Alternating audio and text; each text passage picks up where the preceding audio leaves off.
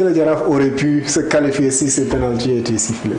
Ouais, même si ce penalty était sifflé, ce serait encore beaucoup plus compliqué parce que ce serait un tout autre match.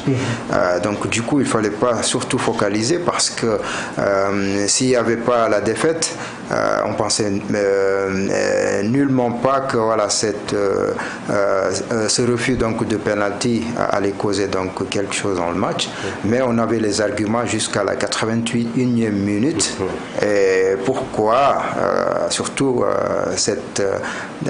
l'erreur ou bien le manque d'inattention donc du gardien de but qui n'a pas très bien dégagé donc à main ferme le ballon. Là aussi ça a joué parce qu'il fallait rester concentré mais surtout haranguer sa défense pour surtout gagner la confiance et de ses joueurs mais surtout la confiance du gardien de but. Par contre l'équipe adverse donc savait que voilà, il y avait ses forces comme il l'a dit, ses arguments c'était offensif. Donc il fallait aussi riposter avec des arguments défensifs vraiment conquérants pour surtout garder ce match nul. Malheureusement, ça n'a pas été le cas. Donc c'était un match perdu d'avance. Si ce n'était pas en fait de jeu, ça allait être donc surtout l'arbitre qui allait nous voler. Et résultat, ça continue donc à polémiquer toujours. Vous avez parlé des bourdes de Cheikh Lo Ndoye, qui est le gardien de but. C'est donc des failles défensives. Alors que le Jaraaf aussi offensivement n'était pas là. Seuls 2 buts marqués quand même durant toute la phase de poule. Il n'y avait pas assez quand même pour espérer passer, n'est-ce pas?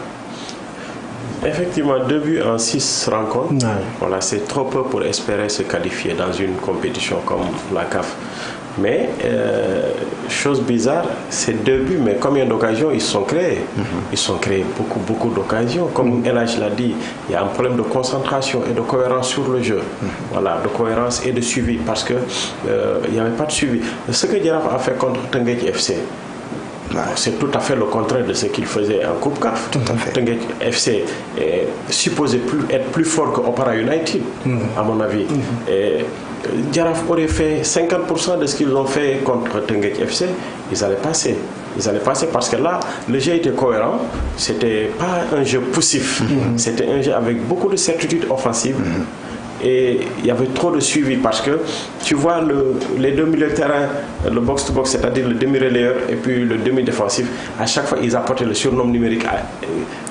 Quand le ballon est sur les côtés, tu avais une densité dans l'axe central que Jaraaf avait instauré depuis la 2e période.